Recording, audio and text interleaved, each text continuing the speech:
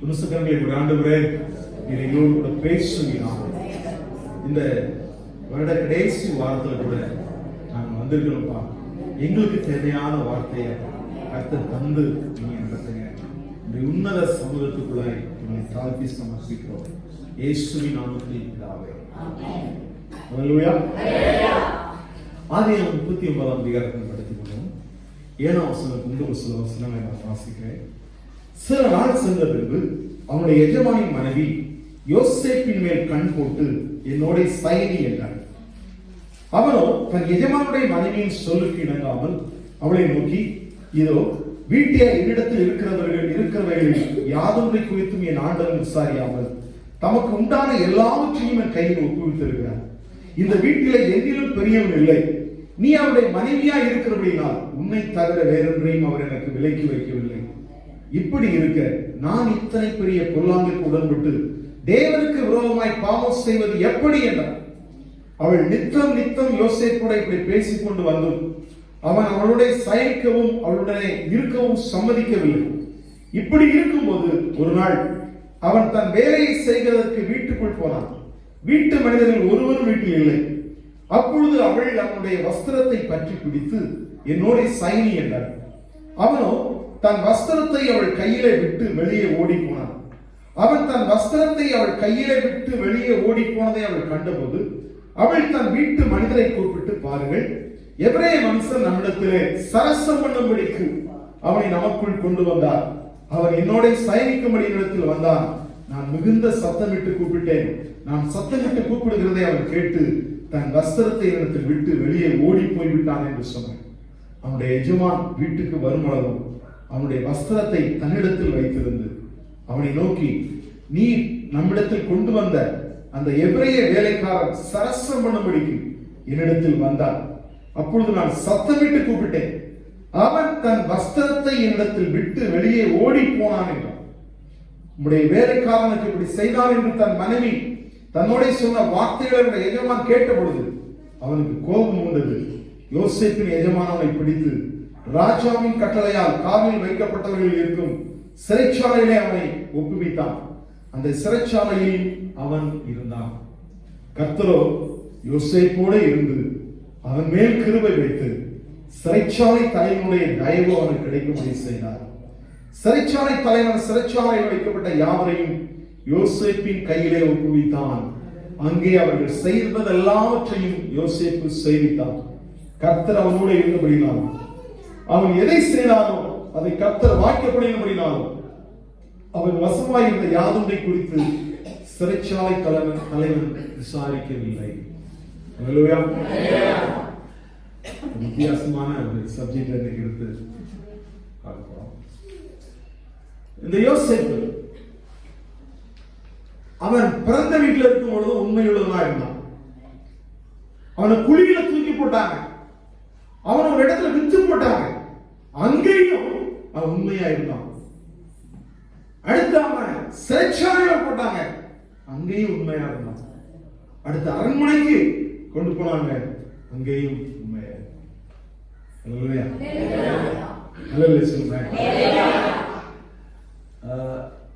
இப்படிப்பட்ட ஒரு வாழ்க்கை, எப்பொழுதும் உண்மையா இருக்கிற ஒரு வாழ்க்கை வாழ்ந்துட்டா நமக்கு எந்த சூழ்நிலை வந்தாலும் எதை குறித்தும் நாம் கலங்க வேண்டிய அவசியம் இல்லை, பயப்பட வேண்டிய அவசியம் இல்லை.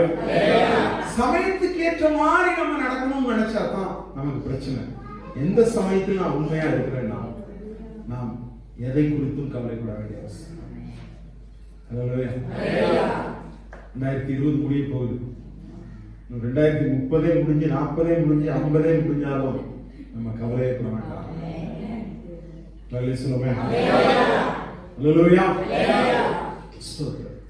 ஒரு சமயம் ஒரு விவசாயி, நிறைய நிலப்புறங்கள், வண்டி மாடு, டிராக்டர், நிறைய விஷயம். அப்ப அவருக்கு நல்ல ஒரு பண்ணையாள் தேவை. அப்ப பண்ணையாள் தேவை என்று விளம்பரம் கொடுத்திருந்தார். அதுல ஒரு வாலிபன் கடந்து வந்தார். அந்த வாலிபன் கடந்து வந்த சமயத்துல அந்த விவசாயி கேட்டா, உனக்கு என்னப்பா திறமை இருக்குது, உனக்கு என்ன அந்த வேலை கொடுக்கணும், உனக்கு என்ன திறமை இருக்குது கேட்ட. அப்போ சொன்னா, நல்லா காற்றடிக்கும் போது என்னால் நிம்மதியா தூங்க முடியும். நல்லா காற்றடிக்கும் போது நிம்மதியா என்னால் தூங்க முடியும். ஒன்றும் புரியல. என்னடா நம்ம ஒண்ணு கேட்டா அவன் என்ன செய்யறான், இதான் என்ன விசேஷத்த குவாலிபிகேஷன் என்ன இருக்கு, என்ன திறமை இருக்குன்னு கேட்டா அவன் சொன்னா, நல்லா காத்தடிக்கும் போது நான் நிம்மதியா தூங்க முடியும். ஒன்றும் புரியல. ஆனாலும் கொஞ்சம் பிடிச்சு போச்சு.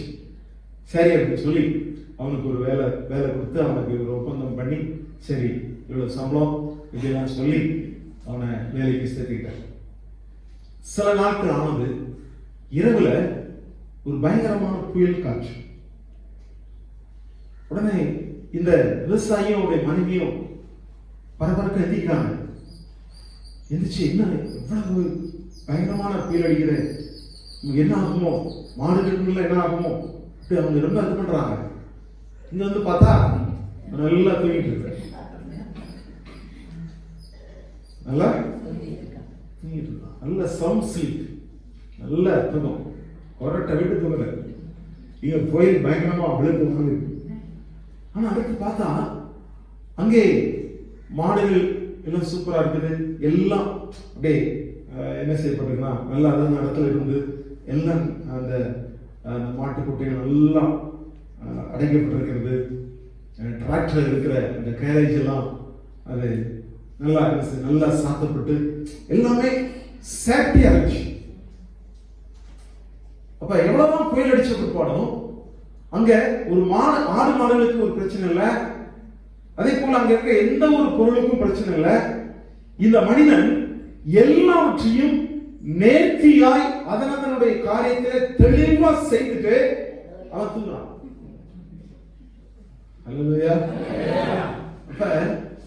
அப்பதான் அவர் அர்த்தம் புரிந்து கொண்டார். அப்ப இவன் எல்லாவற்றையும் சரியாய் செய்து இருக்கிறபடினால அவனும் நிம்மதியா தூங்குகிறான்.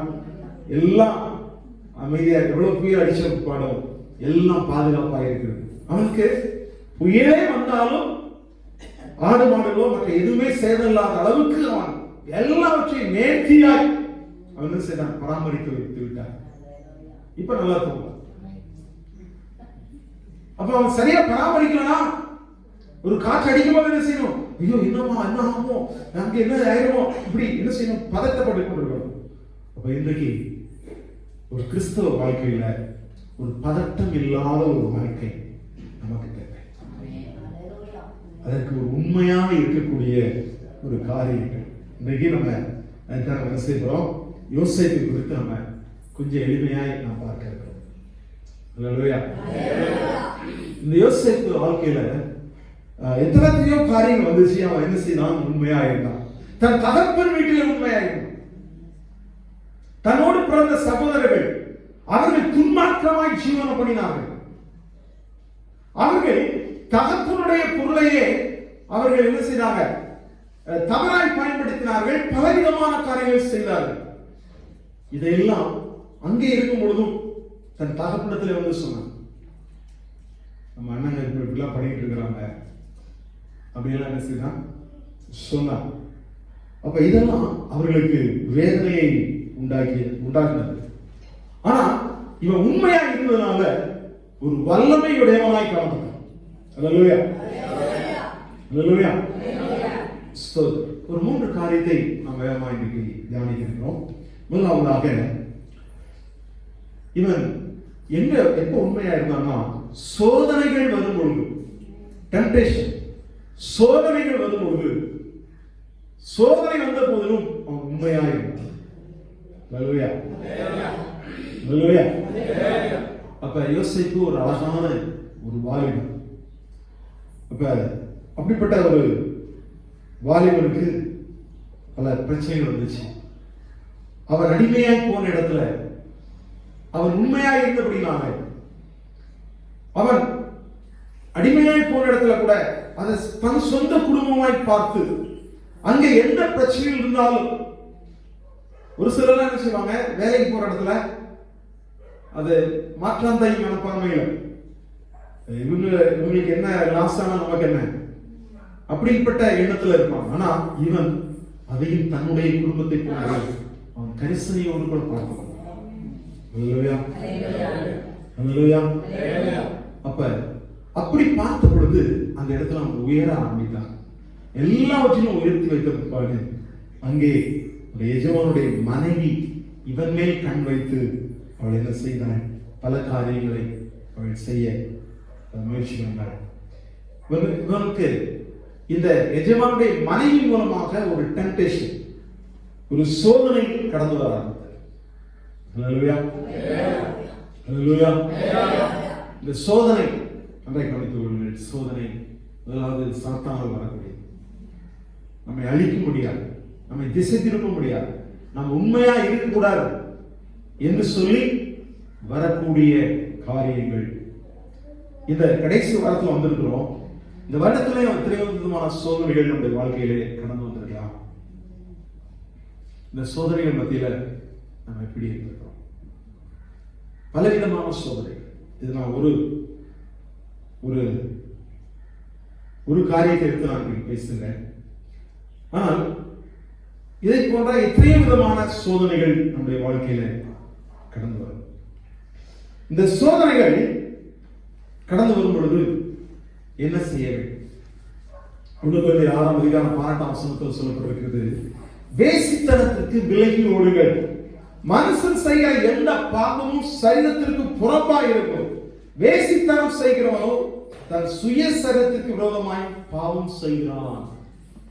உங்கள் சரீரமானது நீங்கள் தேவனாலே பெற்றும் உங்களில் தங்கியும் இருக்கிற பரிசுத்த ஆவியினுடைய ஆலயமாய் இருக்கிறது என்றும் நீங்கள் உங்களுடையவர்கள் அல்ல என்றும் அறியீர்களா?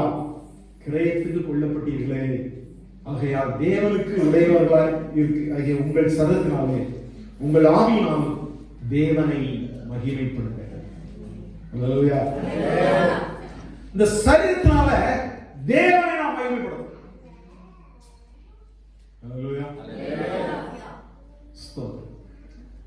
இதைத்தான் யோசேப்பு செய்தார்.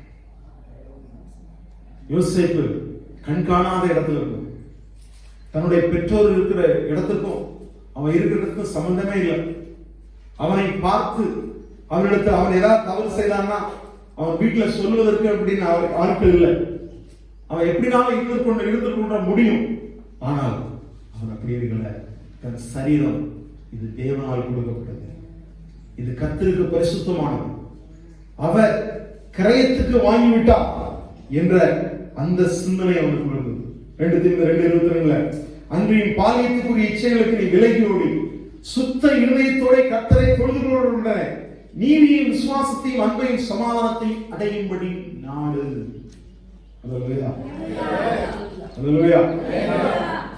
அப்ப பாலிய இச்சைக்கு விலகி ஓட வேண்டும்.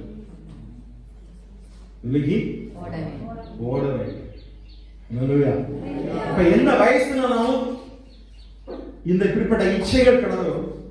எந்த வயசு எந்த நிலைமை எப்படினாலும் என்ன செய்யும் கடந்து வரும். ஆனால் அவைகளுக்கு விலகி ஓட வேண்டும். அல்லேலூயா, அல்லேலூயா. ஏன்னா இவன் என்ன செய்கிறான்? கர்த்தரை குறித்த சரியான அறிவு இருந்துச்சு. நீதிமொழிகள் 15:3 கர்த்தரின் கண்கள் எவ்விடத்தில் இருந்து நல்லோரையும் தீயோரையும் நோக்கி பார்க்கிறது. கர்த்தருடைய கண்கள் எப்பொழுதும் நல்லோரையும் தீயோரையும் நோக்கி பார்க்கிறது. எபிரேயர் 4:13 சொல்லப்பட்டிருக்கு, அவருடைய பார்வைக்கு மறைவான சிருஷ்டி ஒன்றுமில்லை, சகலமும் அவருடைய கண்களுக்கு முன்பதாக நிர்மாணமாயும் வெளியரங்கமாய் இருக்கிறது, அவருக்கே நாம் கணக்கு ஒப்புவிக்க வேண்டும். இப்ப நான் கர்த்தருடைய வார்த்தையை நான் பிரசங்கிக்கிறேன். நீங்கள் சர்ச்சில் இருக்கும்போது மாத்திரம் ஆண்டவரை பார்ப்பதில்லை, நீங்கள் வீட்டிலே இருக்கும் பொழுதும், நீங்கள் தனிமையில் இருக்கும் பொழுதும், நீங்கள் என்ன யோசிக்கிறீங்க, என்ன பார்க்குறீங்க, உங்க மொபைல் போன்ல என்னென்ன காரியத்தை பார்க்குறீங்க, இது எல்லாவற்றையும் கர்த்தர் பார்த்து கொண்டிருக்கிறார்.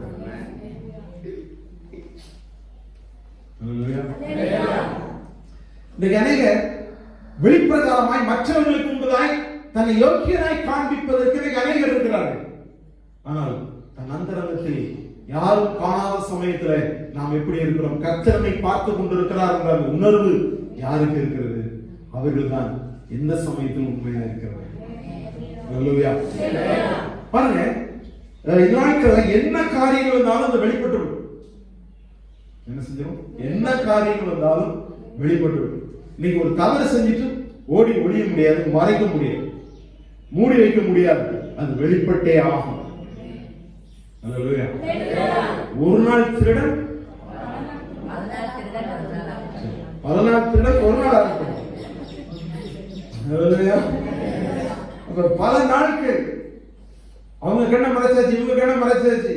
நான் மற்றவங்களுக்கு முன்னாடி நான் ரொம்ப நல்ல பரிசுத்தவாடியா காத்திக்கிறேன்.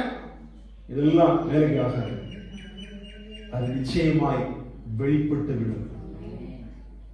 அல்லேலூயா. அல்லேலூயா.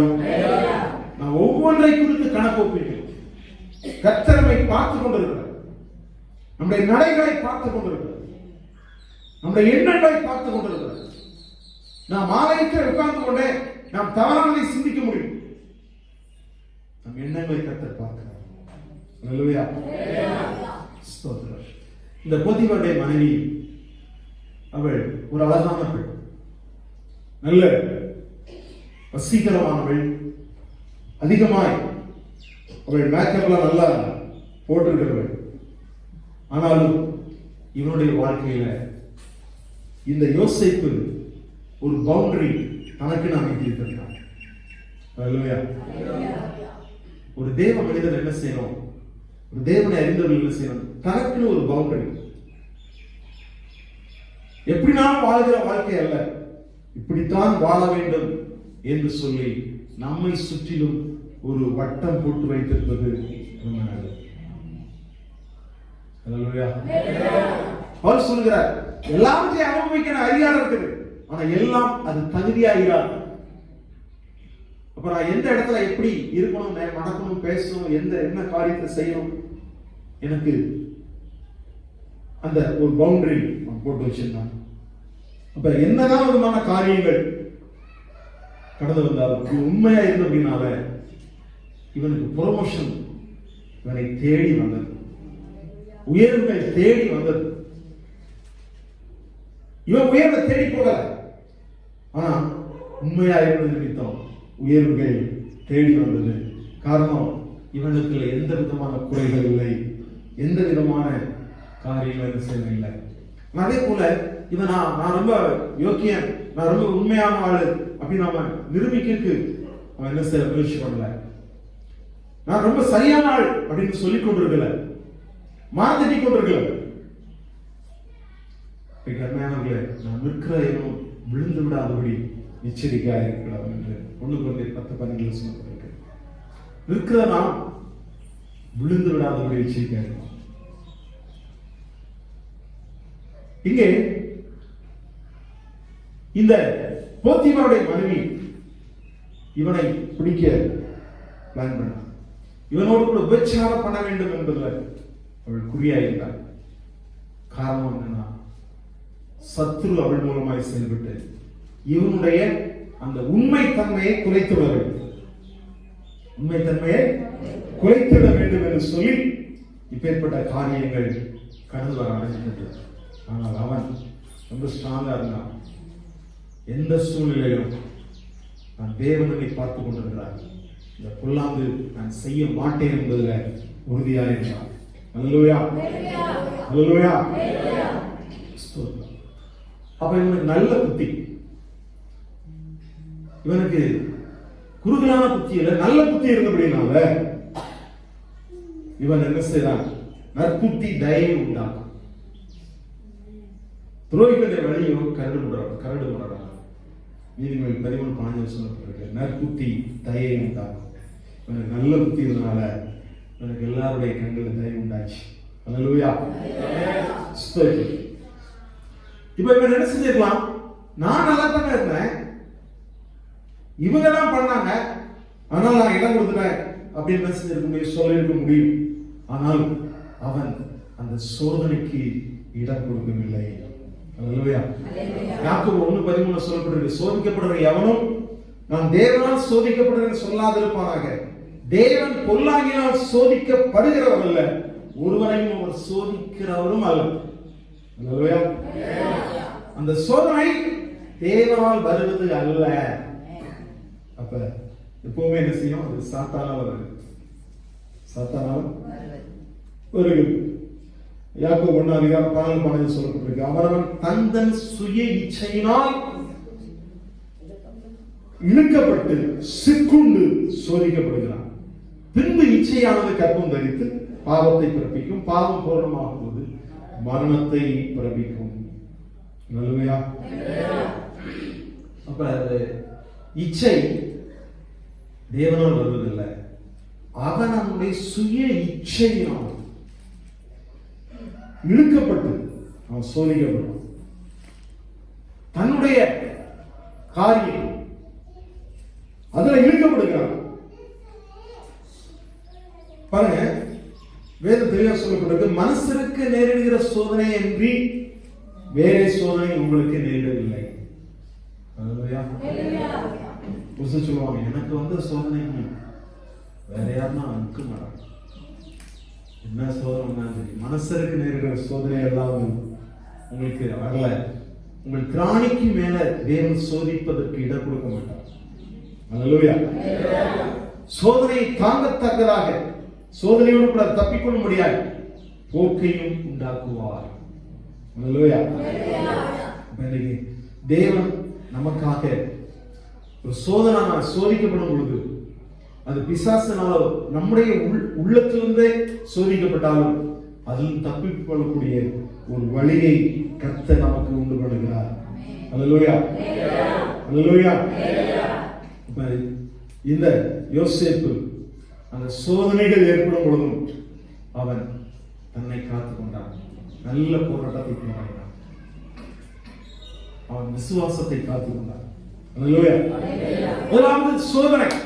இந்த சோதனை வேளையிலும் அவன் உண்மையுள்ளவனாய் காணப்பட்டான். அடுத்ததாக சில டெஸ்ட் சொல்லுங்க, ட்ரையல்ஸ், டெஸ்ட் அண்ட் ட்ரையல்ஸ். முதல் டெம்ப்டேஷன், சோதனை வந்துச்சு. இப்ப ட்ரையல்ஸ், டெஸ்ட் அப்படிங்கிற காரியம் பாருங்க. இது இப்படிப்பட்ட சமயத்திலையும் சில சோதனைகள், சில விதமான டெஸ்ட் இவனுக்கு கடந்து வந்தது. எல்லாருடைய வாழ்க்கையிலும் நமக்கும் டெஸ்ட் இருக்கு.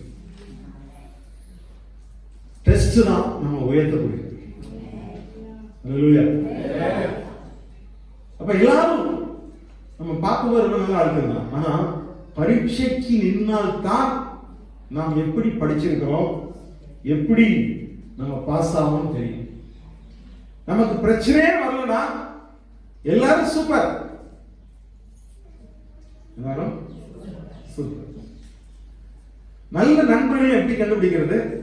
நமக்கு பிரச்சனை வரும்போது கூட நிற்கிறாளா, பிரச்சனையின் போதும் கூட நின்னான்னா அவன் நல்ல நண்பன். பிரச்சனை வந்த உடனே நம்மளை விட்டு ஓடுனான்னா கெட்ட நண்பன். இன்றைக்கு நம்ம வாழ்க்கையிலையும் பரீட்சை, ட்ரையல்ஸ், எக்ஸாமினேஷன், இப்படிப்பட்ட பல காரியங்கள் நமக்கு உண்டு. நம்ம ஒவ்வொரு காரியங்களும் நம் பரீட்சைக்கு நிற்கக்கூடியவர்களாய் மாற வேண்டும். நம்ம சர்ச்சுக்குள்ள வந்து எல்லாரும் உட்கார்ந்து பார்க்கும்போது எல்லாருமே சூப்பர், பரிசுத்தவான், பரிசுத்தவாட்டி அதுக்காக. ஆனா பரீட்சைக்கு நிற்கும் போதுதான் உண்மையிலேயே நம்ம எந்த அளவுக்கு ஒருத்தா இருக்கிறோம் அப்படின்னு செய்யும் தெரிய ஆரம்பிக்கும். இங்கே இவனோட அடிமையாய் வந்தவன், இந்த அடிமையாய் வந்தவனுக்கு என்னென்ன செய்யலாம் அப்படி என்று சொல்லி ஒத்திபார் பண்ணவே நினைச்சான். ஆனால் அவன் அடிமையாய் இருந்தால் நான் எந்த பரீட்சையிலையும் நான் பாஸ் ஆகக்கூடிய ஆள் என்பதில் உறுதியாக இருந்தான். சங்கீதம் 105 சங்கீதம் 14 சொல்லப்பட்டிருக்கு, அவர்களுக்கு முன்னாலே ஒரு புருஷனை அனுப்பினார், யோசேப்பு சிறையாக விற்கப்பட்டார், அவன் கால்களை விலங்கு போட்டு ஒடுக்கினார்கள், அவன் பிராணன் இரும்பில் அடைபட்டிருந்தது, கர்த்தர் சொன்ன வார்த்தை நிறைவேறுமாகும் அவருடைய வசனம் அவனை உடலிட்டது. அல்லேலூயா. பாருங்க, எளிமையாய் சொல்லப்பட்டிருந்தாலும் இங்க பாருங்க, முன்கூட்டியே சொல்லப்பட்டிருக்கிறது. எப்படின்னா, அவனை தேவனே என்ன செய்தார்? இவர்களை காப்பாற்றுவதற்காக இந்த யோசேப்பை அனுப்பினார்.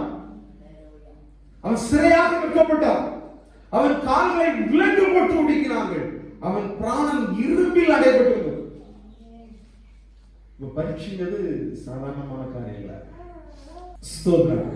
இந்த யோசேப்பு அவனுடைய வாழ்க்கையில் வந்த எல்லா விதமான பரீட்சையிலும் பாஸ் பண்ணி நம்மை காணப்படுறார்.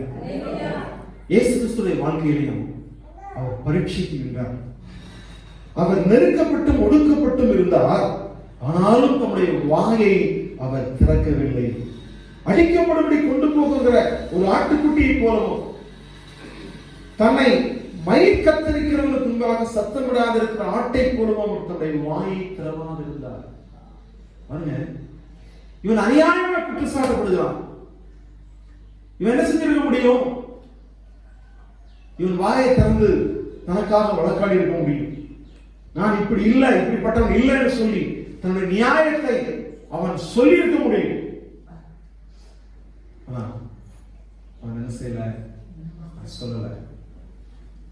அவன் அநியாயமா குற்றம் சாட்டப்பட்ட பொழுதும் அவன் வாய் திறக்காதவன். இன்னைக்கு சில சமயங்கள்ல நமக்கு வரக்கூடிய ஒரு பிரச்சனை, அதாவது நாம் பொய்யாய் குற்றம் சாட்டப்பட்டாச்சுன்னா இல்லவே இல்லைன்னு சொல்லி குதித்து எழுந்து ஆர்ப்பரித்து ஒரு வழி பண்ணிடும்.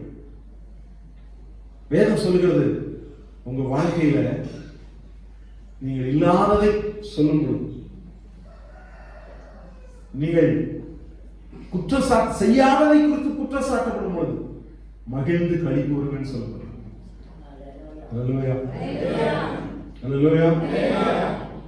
நம்முடைய நியாயத்தை நாம் மற்றவர்களுக்கு சொல்லணும் அவசியம் இல்லை.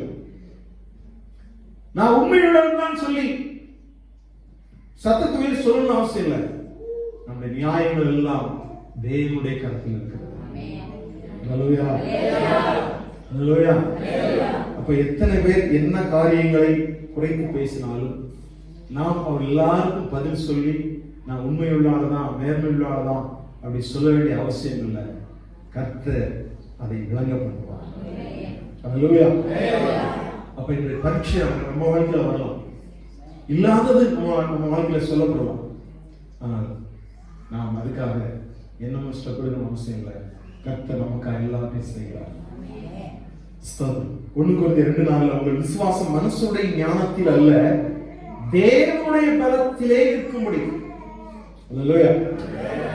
அப்ப மனுஷ ஞானத்தினால நம்முடைய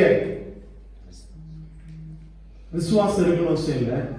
தேவனுடைய பலத்தில் நாம் கர்த்தரை சார்ந்து இருக்கிறது, கர்த்தரை நோக்கி இருக்கிறது.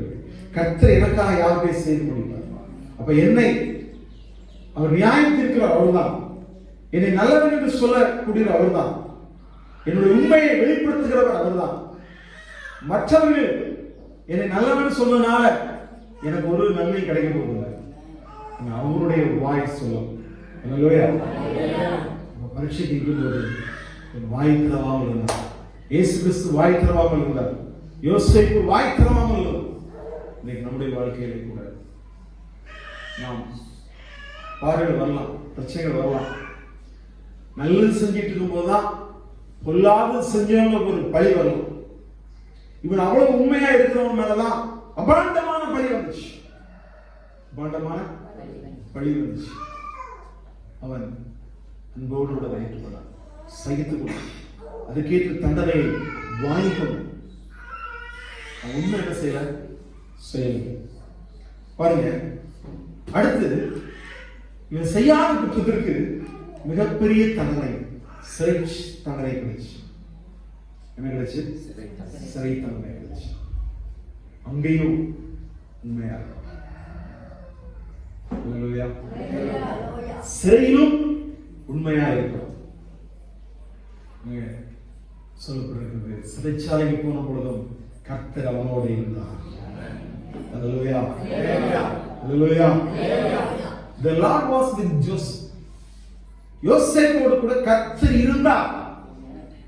அல்லேலூயா.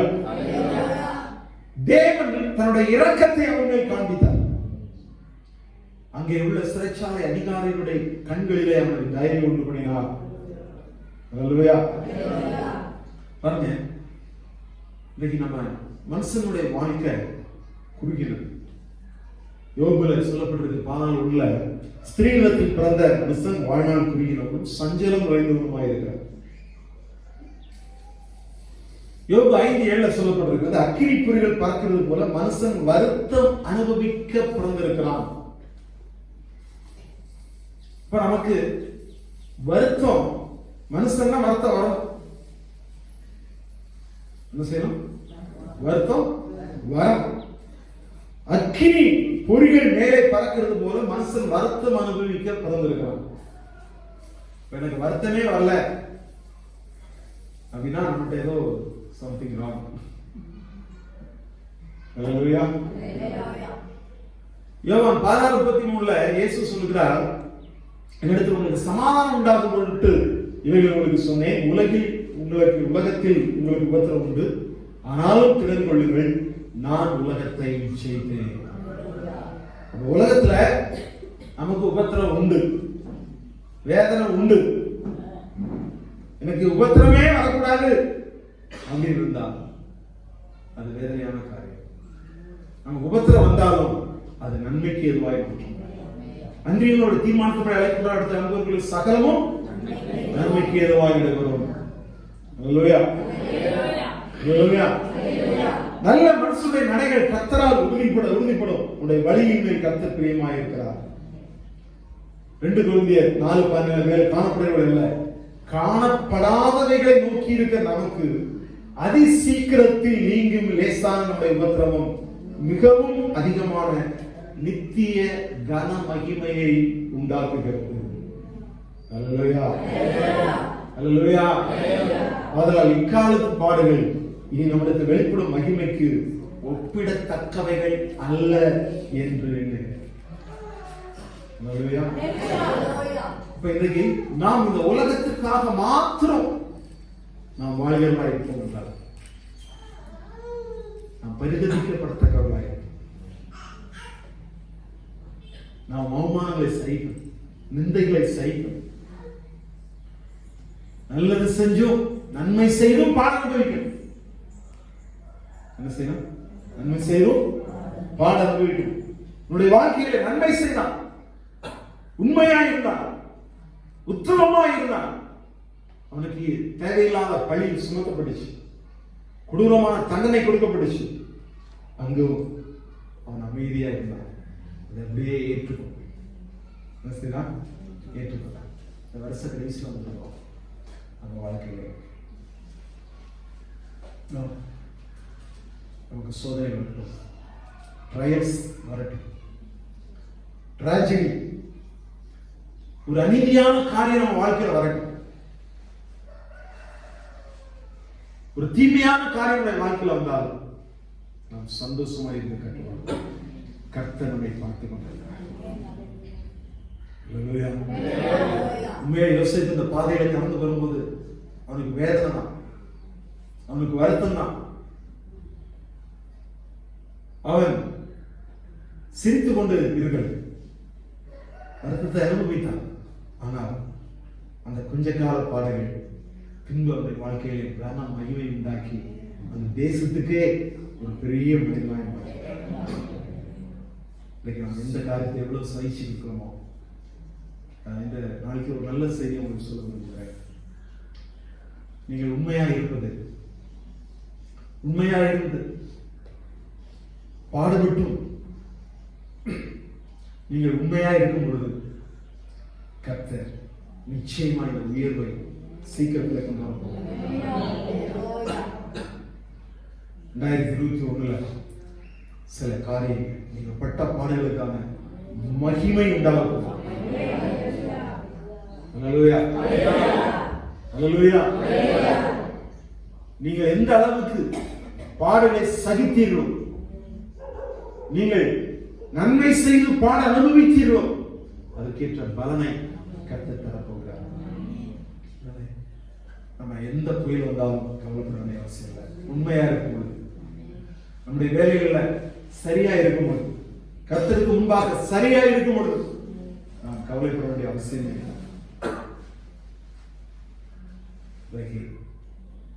நாம் உண்மையுள்ளவர்களாக இருக்க வேண்டாம். நமக்கு பாடுகள் உண்டு, பிரச்சனைகள் உண்டு, சோதனைகள் உண்டு, பல ரீதிகளில் பிரச்சனைகள் உண்டாகும். எந்த வயது வந்தாலும் சரி, எப்பேற்பட்ட காரியம் வந்தாலும் பிரச்சனைகள் உண்டாகும். ஆனால் அதன் மத்தியில உண்மை உள்ளவர்களாய் நாம் இருக்கும்போது கர்த்தரை பார்த்து வாழணும். மனுஷரை பார்த்து இல்லை.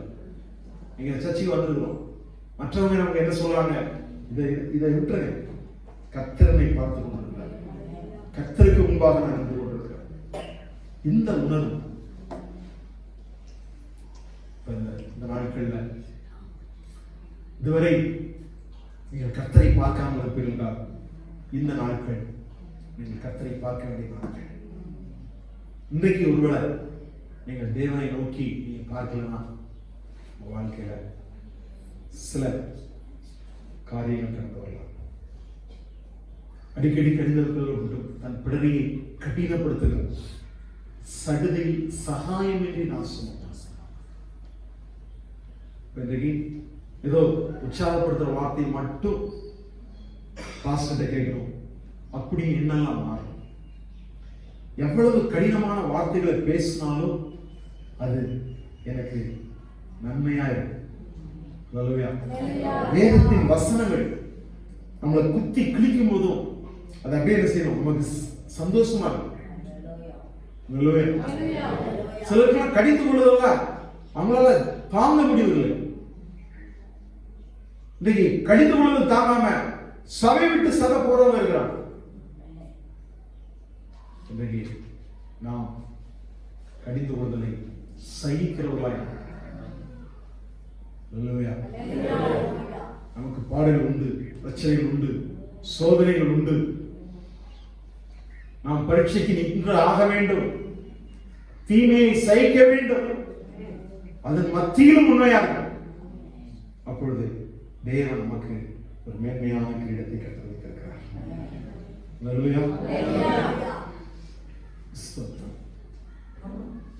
2000 வருஷத்துக்கு முன்னாடி மகதலேனா மரியாள், அவள் நளதம் என்ற தைலம் பல வருட உழைப்பை இயேசுடைய பாதத்தில் இருந்து கொட்டினார்.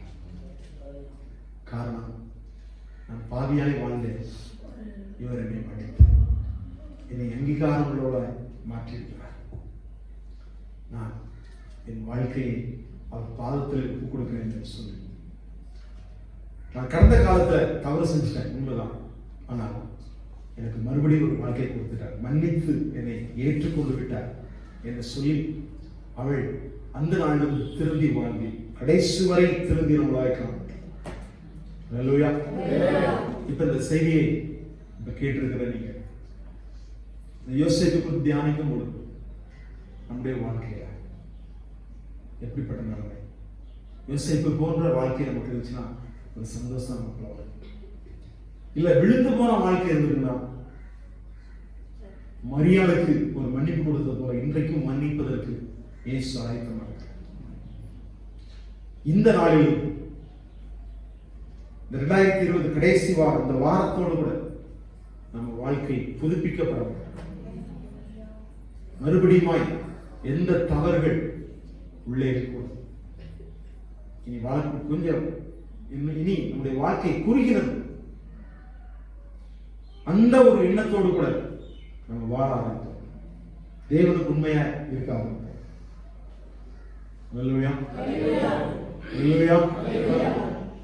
தேவனுக்கு உண்மையா இருக்க ஆரம்பிப்போம். கர்த்தர் மீதி இருக்கிறவங்களை உயர்த்தப்படுகிறார். வாழ்கிற வாழ்க்கை ஒரே ஒரு வாழ்க்கை, ஒரு நல்ல வாழ்க்கையா இயேசுவுக்காக உண்மையுள்ள வாழ்க்கையை அப்படி வாழும் பொழுது நிச்சயமாக கர்த்தர் ஆசீர்வதிப்பார். அப்படியே எழுந்திருப்போம். எல்லாம் தேவன் நோக்கி பார்ப்போம். நல்ல பிதாவே, உம்மை நோக்கி நாங்கள் பார்க்கிறோம். யோசேப்பு உண்மை உள்ளவனாயிருந்தார். சோதனை வந்த பொழுதும், பரீட்சை வந்த பொழுதும், பலவிதமான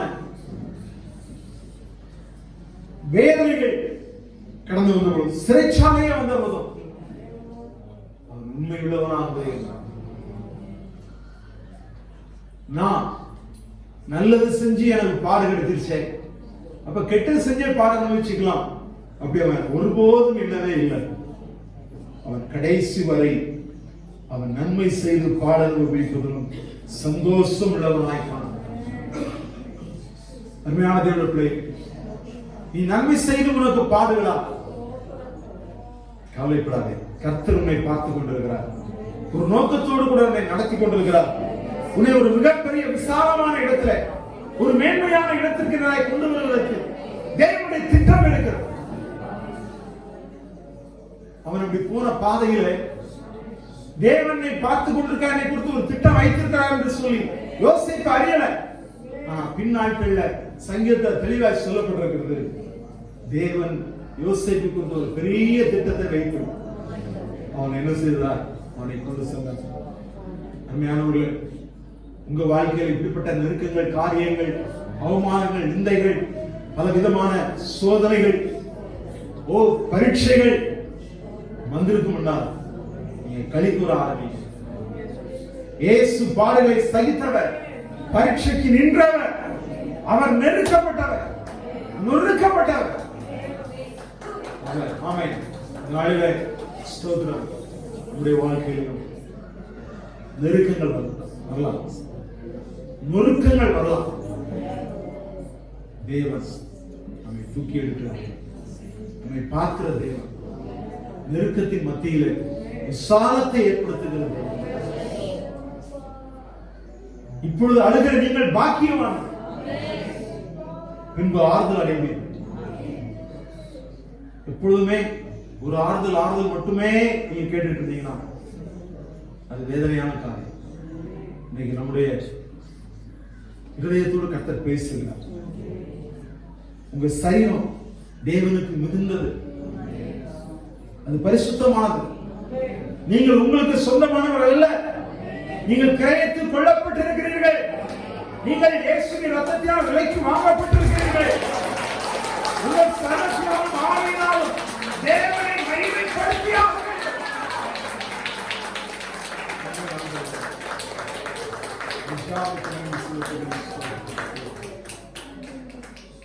ரெண்டு விதமான வாய்ப்புகள். நாம் பரீட்சைக்கு நின்றோம் என்றால் நமக்குள்ள ஒரு சந்தோஷம் இருந்தது. ஒருவேளை தோற்று போயிருந்தால் கூட மறுபடியும் தூக்கி எடுப்பதற்கு தேவன் இருக்கிறார், மன்னிப்பதற்கு தேவன் இருக்கிறார். இனி பாவம் செய்யாதே என்று சொல்வதற்கு இயேசு இருக்கிறார். எனவே ஒரு நல்ல தீர்மானத்தோடு கூட நாம் இன்றைக்கு கடன் சொல்வோம். ஆண்டவரே, என் சரீரம், என் ஆவி உம்மை மகிமைப்படுத்தணும். எந்த சூழ்நிலையிலும் நான் உமக்காக நான் வாழ. நான் மற்றவர்கள் பார்வைக்கு முன்னாடி மாத்திரம் ஏதோ நல்லவன் போல என்னை காட்டிக்கொண்டு நான் இருளிலே இருக்கிற ஒரு மனுஷியா நான் காணப்படுகிறேன். இந்த போத்திபாருடைய மனைவி ஒரு கண்ணியாக இவன் எப்படியாவது விழ வைத்துவிட வேண்டும் என்று சொல்லி ஒரு கண்ணியாய் பிசாசின் கையிலே இருந்தார். நீங்க யாரும் கண்ணியா இருக்கக்கூடாது. கவனிங்க, கண்ணியா இருக்கிறவர்களுக்கு ஐயோ. மற்றவர்கள் தவறு செய்வதற்கு கண்ணியாய் நாம் விருப்பம் என்றால் இன்றைக்கு மனம் திரும்புவோம். இந்த கடைசி வாரத்தில் வந்திருக்கிறோம்.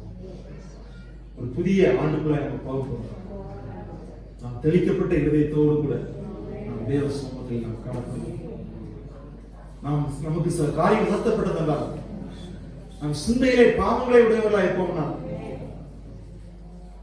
நாம் இப்பொழுதே அறிக்கை பண்ணாரு ஒரு நல்ல ஒரு தீர்மானத்தோடு தெளிக்கப்பட்ட இதயத்தோடு கூட தேவ சமூகத்தில் நாம் காணப்பட எல்லாம் அப்படி வாய்களை எதிர்பார்க்கிறோம். இயேசுவே என்று சொல்லி நோக்கி பார்த்தோம். ஆமென். ஆண்டவரே, நீர் என்னை நேசிக்கிறீர்கள், எனக்காக ஜீவனை கொடுத்தவர்கள், எனக்காக ரத்தம் சிந்துகிறவர், என்னை சுத்திகரித்து என்னை பரிசுத்தவாட்டியாய் அவருடைய சன்னிதானத்தில் எப்பொழுதும் இருக்கக்கூடிய ஒரு முன்னல பிள்ளையாய் என்னை மாற்றி இருக்கிறீர்கள். நன்றி ஆண்டவரே, உமக்கே நான் உகந்த ஒரு பாத்திரமாய் நான் காணப்படுவேன். உமக்காகவே நான் வாழ்வேன் ஆண்டவரே. உண்மையை நான் கனப்படுத்துவேன் அப்பா. என் ஆவியினாலே, ஆத்மாவினாலே, சரத்தினாலே நான் உம்மை கனப்படுத்துவேன். ஆண்டவரே, உம்மை நோக்கி நாங்கள் பார்க்கிறோம். நம்மில் ஏற்பட்ட ஒருவர் சத்தத்தை வச்சு தேங்க்யூ லார்ட். நன்றி பரிசுத்தமுள்ள தெய்வமே, ஆசீர்வதிக்கப்பட்டதான ஆண்டவரே, இந்த வாரத்துல 22வது ஆண்டவரே, இந்த வருஷத்துல கடைசி வாரத்துக்காக நன்றி செலுத்துகிறோம். இந்த நாளில தேவனாய் கர்த்தர் ஆராதனை தேவனை ஆசீர்வதி அழைத்து வந்த தெய்வ பிள்ளைகளுக்காக நன்றி. ஆண்டவரே, நீங்கள் செய்து கொடுத்ததான அன்பு ஆண்டவரே, தேவ மனிதனை நாங்கள் குடும்பத்தை ஆசீர்வதிக்கிறோம்.